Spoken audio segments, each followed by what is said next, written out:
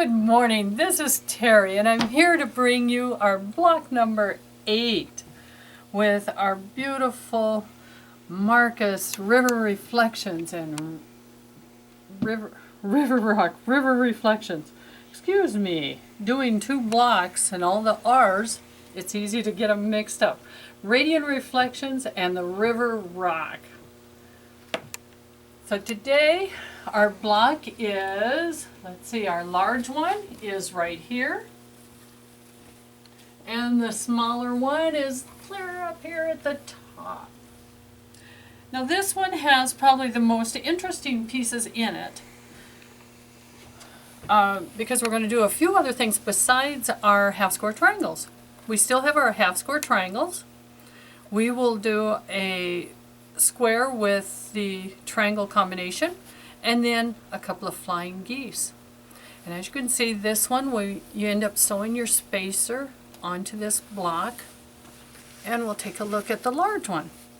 This is our large one, and again you'll see the triangles with our square and our flying geese. So let's start with the triangle and the square that will go in the corner. This time you'll have your square and you'll need to cut it in half diagonally. The same with your smaller square. Cut it in half, point to point. And sometimes I like to get them laid out so I kind of have an idea which way I'm going. There we go. And then the square goes in the corner. So now to assemble this, I like to start at my 90-degree angle and match those up, versus fighting a little tip. Sometimes you have to, but anytime I get a chance to work with a 90-degree versus a 45, I take it. So with this, we'll sew on one side.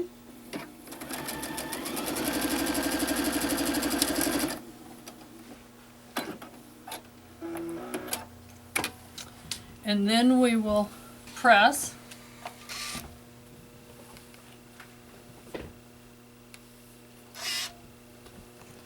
Now we need to sew the other one, and if we remember how it's laid out, we know this one goes this way. Line it up.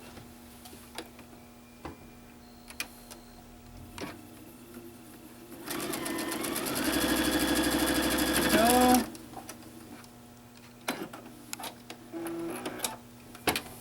Again, we're going to press that open. Now we have a dog ear right here in the middle that we want to trim. And there's our larger triangle.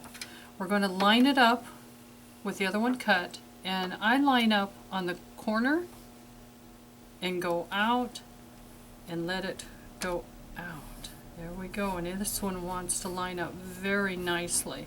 You can see I got just a little bit off. I'm not concerned because that is less than my seam allowance, so I can correct it when I actually do my stitching. This side came out beautiful. So now we're going to sew those together. Make sure I get my point clear in there. And what I'm looking for when I do this is, as I drop my needle, I want my needle close to where the seam allowance. I don't want to be clear back here, because then I know that piece will drop down in towards the bobbin. So I would like to be nice and close, so when I stitch, the needle goes actually into the fabric, and then I don't have the tip falling in.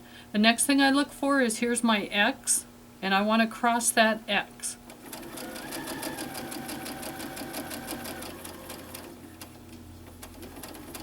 So I cross my X, I stay lined up.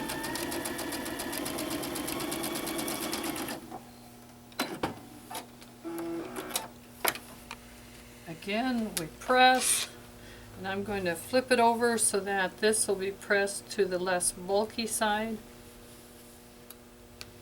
And the things I look for is that I didn't sew that little tip off, because I crossed the X, so that little tip is there. But then we trim off our dog ears And now it's ready to go into the block. And when I set it in the block, as a reminder to me to make sure I set it right, I want the larger triangle, the single cut triangle, pointing towards the center. So now on to our flying geese. Now to do the flying geese, this is kind of one of the methods. There's many, many methods out there on doing your flying geese. This is just one of them. In this particular one, you'll have your rectangle and you'll have your two squares. On the back, draw a line diagonally. In this case, I used my tool, my same one that I like to do center to center, but I used this one to mark my line. Because my fabrics are dark, I didn't use my pencil that I use a lot. I do use a white marker. So on this particular one, I line up. When I line up, if I line up right on that corner, my mark gets shifted to my right. So what I actually do is I put my pencil on the point and I line up. It's so minute, but it makes a bit of difference when I draw my line. So I put this here to line up. I put my width here to line up, and then I mark gently center out so the fabric doesn't jump up. I have all my pieces marked, so now I'm going to go ahead and sew them. So this time you have to remember we're actually going to stitch on that line. That is our stitch line that we drew. And as you noticed, not that I couldn't start here, but this area is a lot narrower and sometimes it'll push down into the bobbin. So I like to start where I have a bigger piece for the feed dogs to grab.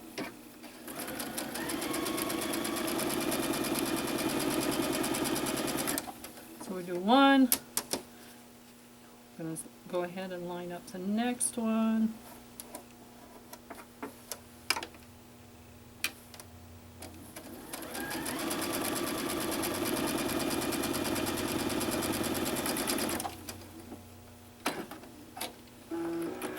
Once I get them sewn, separate, trim the extra off. Try to just kind of visually trim off so I have a 1/4 inch on there. Trim a little this way. There we go. Now we're going to press these open. And as you see, I gently press based on the color. This one, it just makes sense to go this way.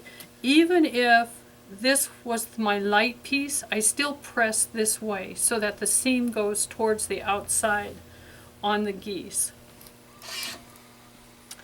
Now back to the sewing to add our other side. Once we have one, we want to make sure that our line goes the opposite direction. We want it to go from here to here. So now we line up.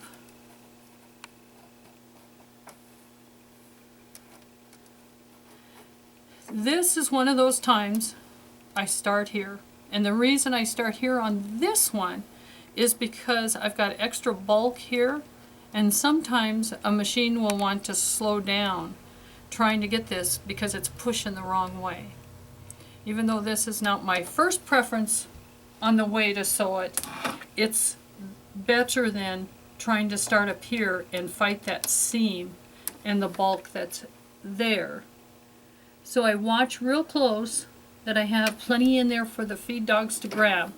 And the key on this is when you're doing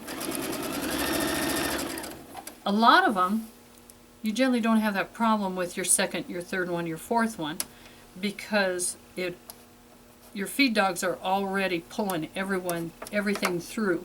So it'll just pull this next one through. But it is something to watch for when you're doing just one at a time. So now that we have our second one, steps are the same. Separate them, trim, And I know my trimming is a little bit fat, but I'd rather be trimming fat than way too skinny. Trim. We go over and press once more. Open them up. Now to our last step, so that the thing that we look for is to make sure that from this tip here we have seam allowance. And we have some here too. So now when we go to sew them together, I want the one that I can see my X on the top. So I can center the two across. Get ready to sew. And again, I kind of slow down. Aim for that X. Oh, I think I nipped just one little stitch too close. Back to pressing.